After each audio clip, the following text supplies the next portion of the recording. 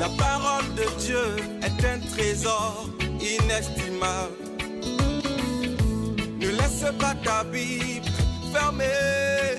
Oh non, non. Lis-la, médite-la, nourris-toi. Lis-la, médite-la, nourris-toi. Bonjour. Il semble que la bienveillance soit à la mode.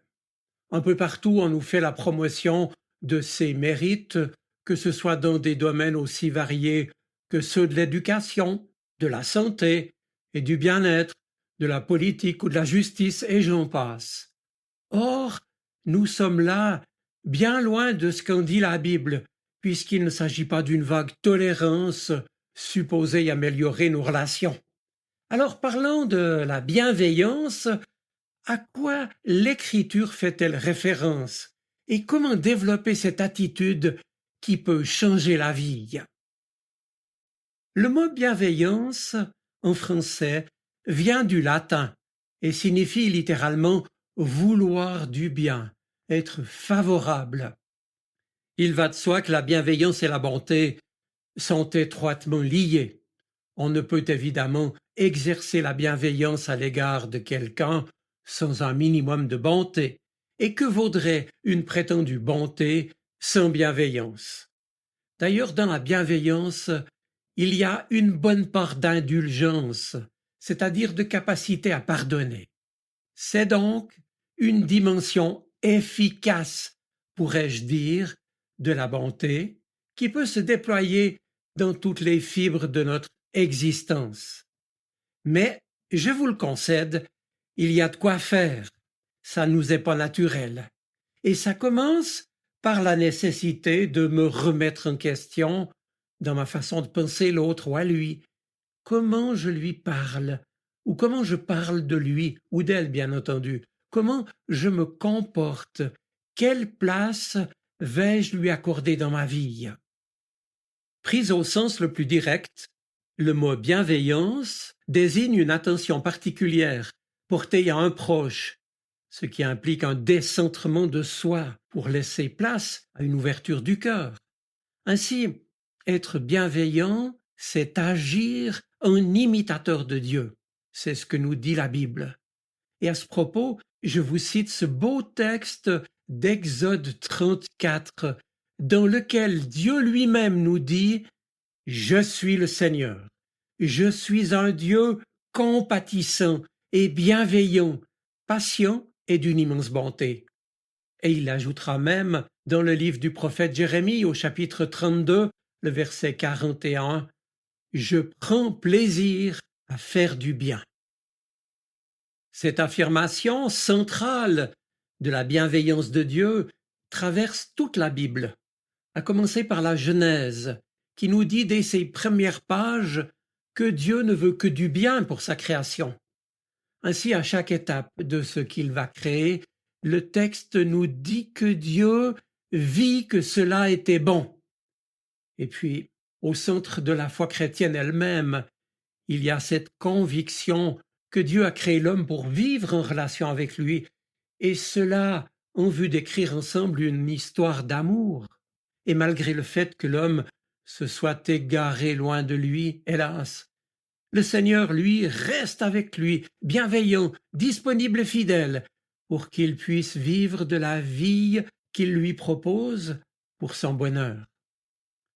En passant, je mentionne que l'histoire de Jonathan et David, dans le premier livre de Samuel, est un très bel exemple de bienveillance relationnelle.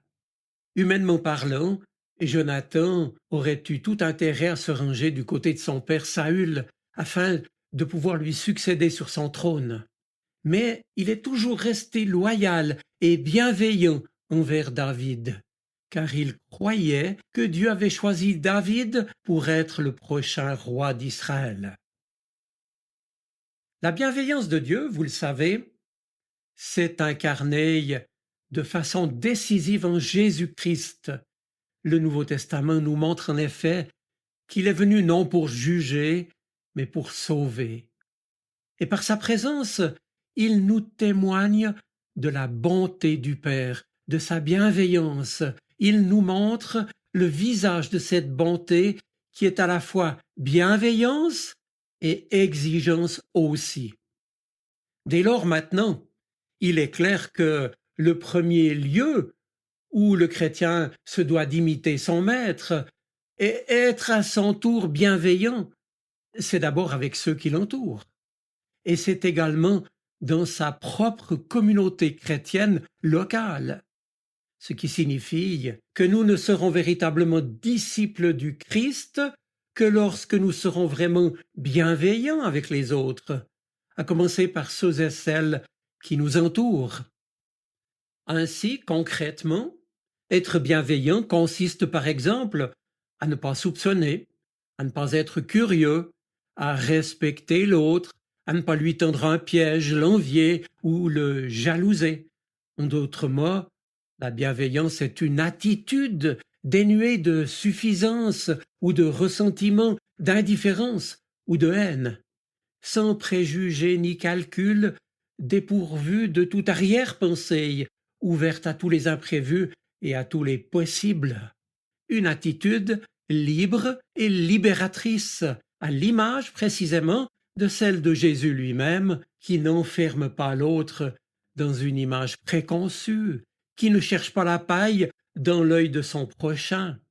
Et même si la bienveillance l'aperçoit, elle ne s'y attache pas, elle passe outre, non par insouciance, mais par délicatesse, apprenant à regarder plus loin, plus profond que cet obstacle immédiat, convaincu aussi qu'un vivre autrement reste toujours possible. La bienveillance en action, c'est donc poser des gestes en accord avec sa pensée et ses paroles, des gestes de secours, de générosité et de solidarité. C'est exactement cela qu'a fait celui qu'on appelle le bon samaritain. Souvenez-vous, il passe outre à tout, le retard pris, les dépenses occasionnées, le danger, les préjugés communautaires, les interdits et les tabous, une attitude libre et libératrice à l'image de celle de Jésus lui-même. Précisons bien sûr encore que la bienveillance n'a rien de naïf ou de sirupeux. Elle n'est d'ailleurs pas un don, mais une disposition intérieure. En fait, un fruit de l'esprit, selon Galates 5, verset 22, un fruit de l'esprit qui grandit précisément à l'école de l'esprit de Jésus-Christ agissant en nous. Elle résulte ainsi d'un travail en soi et sur soi, acceptant dès lors que ce travail puisse être rude et de longue durée parfois. Car oui, c'est bien notre relation avec le Christ qui nous permet de voir les choses et surtout les autres autrement. Nous n'y sommes plus aveuglés par nos peurs et nos ressentiments, mais animés par un autre habitant en nous. Maintenant, disait Paul, ce n'est plus moi qui vis, mais Christ qui vit en moi. Animé alors par une autre perspective, par une autre espérance. L'autre n'est plus perçu comme un ennemi ou comme un adversaire, un concurrent ou un rival dont il faut se méfier. Il devient un semblable qui mérite toute notre attention, notre estime et notre considération. Enlever la poutre qui empêche de voir clair, c'est dès lors se tourner vers Dieu pour pouvoir regarder comme Dieu nous regarde, parler comme Dieu nous parle, aimer comme Dieu nous aime. Mes amis, c'est à ce prix que notre amour se montrera en vérité, nous qui sommes devenus les ambassadeurs de Jésus-Christ. Je vous souhaite une bonne semaine. Soyez bénis. Amen.